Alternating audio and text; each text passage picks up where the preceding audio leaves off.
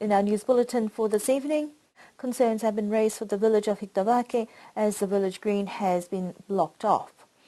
The second lot of asbestos containers are packed and ready to be shipped to New Zealand. Police warn people not to remove evidence from crash sites. A young Niuean leader returns from participating in the East-West Centre's Future Leaders Forum and pre-conference SIDS Youth Forum in Samoa. Hiktavake is at the centre of a standoff where the village field has been blocked with rocks, limiting access to the area for more than 3 weeks now. In addition, a building that was burnt down over a year ago has also been vandalized and defaced with messages painted on the outside walls. It has also been revealed that the land is privately titled but has been a village community area and as such should be open for the community to use. These latest incidents are causing a stir and a dilemma for village elders and authorities to maintain calm within the village. Church elders have voiced concerns over this matter that is causing tension within the community, and attempts to remove rocks have been futile. A village council representative has expressed that this latest development is not good for relations within the community. It also reflects badly on the village as a whole, and intervention is needed at a much higher level. Niue police are treating the matter sensitively, trying to work with the community to come to a resolution and to ensure that matters do not escalate, and are seeking legal advice before any action can be taken. Removing asbestos from the island is progressing well, now with a second batch of 20 containers ready to be shipped off this month. Asbestos roofing was introduced to the island in the 1960s by the New Zealand administration for cyclone-proof housing. Damages sustained after a series of cyclones left remnants of asbestos that raised some health concerns regarding the toxic materials, especially after Cyclone Heta 10 years ago. Since then, Niue has been grappling with the task of removing asbestos from the island for a few years, and after considering various options, the first lot of asbestos containers was taken in June and have now been processed and buried without any major problems. Project advisor John Wichman has been an integral part in the processing of asbestos to ensure compliance with quarantine and regulations to allow entry into New Zealand and its disposal. In the meantime, we've been waiting for that to be completed. There's obviously 20 containers being is the maximum capacity that they have for storage. So we've waited until that's been completed, and now we've sent the notification for movement to New Zealand, to NZEPA. That's been consented to. So in the meantime, we've been building up stocks here.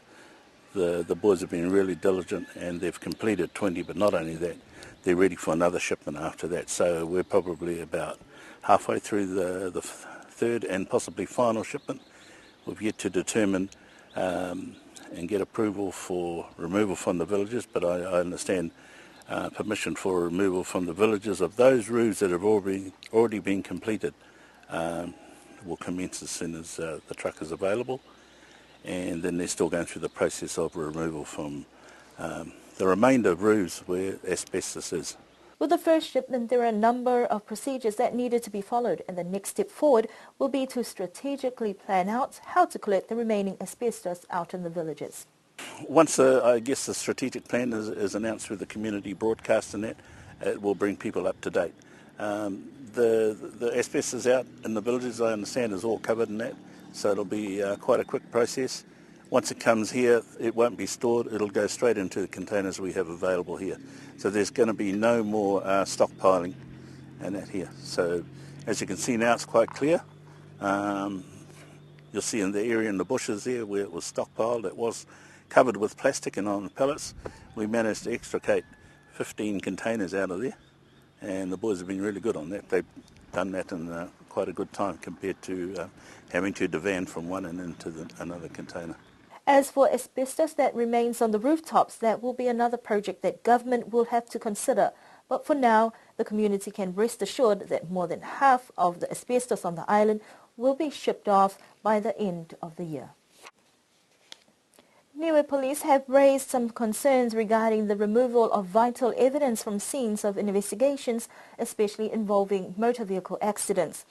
Over the past few months, they have had to deal with a number of unreported incidents. The department is working on raising awareness to inform people that they are liable for prosecution and that this practice needs to be stopped, but most of all to take responsibility for their actions. If you're responsible, you've had a motor accident, you need to report this to the police station, and it is by law that you have to report these incidents to the police station. We've found that a lot of people get into a motor accident, then they try to remove their own vehicles. There's heaps of implications that come from it. If you try to move your own vehicle and it doesn't go your way, complaints come back to us saying that, oh yeah, this my vehicle was damaged during the removal and so forth. But these are all the things that we want to make sure that, it doesn't backfire. There are procedures in place with the outside service under PWD with police, and they're fully aware of the process or the procedures that needs to take place. If there's a vehicle that needs to be removed, they get a clearance from the police. Police will carry out the investigation, and until the police gives them the clear, then they're able to move the vehicle. So, they're not new procedures. It's always been the procedure where you must report this to the police. But we do know that a lot of people don't report their motor accidents to the police. Then it comes to our attention, a few days after, and then the police will look into it. So, I'm just pledging to the public that, it is a good thing. It's not a good thing that you have an accident, but it is a good thing that you make sure that you report all this to the police. Chief of Police Tony Edwards says that it is in the best interest of the public to assist the police and avoid any further complications. Over 20 young leaders from 18 Pacific nations met in Samoa a few weeks ago as part of the second Future Leaders of the Pacific Conference that was organized by the U.S. embassies in New Zealand and Samoa in partnership with the East-West Center. The first Future Leaders meeting was held in American Samoa last year, and this is the second conference of its type to build leadership qualities and aspirations of the future leaders of the region. Youth delegates met more than a dozen of the region's top dignitaries, including Honourable Premier Toke Talangi, to hear about some of the regional issues. Niue participant Tom Vaitolo Vaha was one of the young leaders that participated in the one-day pre-conference SIDS Talavou Youth Forum on the 28th of August that had over 100 delegates from the Pacific, Caribbean and AIMS region. He then went on to a 3-day workshop for future leaders of the Pacific on the Pacific Jewel that was organized specifically for the East-West Center funded delegates.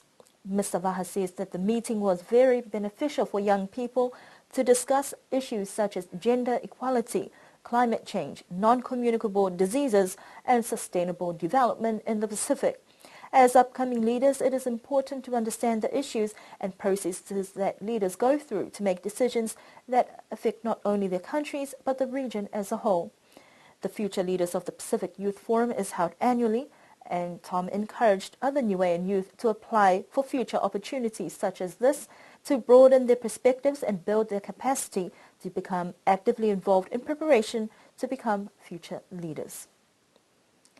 And those are our news stories that we have for you this evening. Do join us again for our next news bulletin next week. Don't forget to check out the Tuapa Show Day this coming Saturday.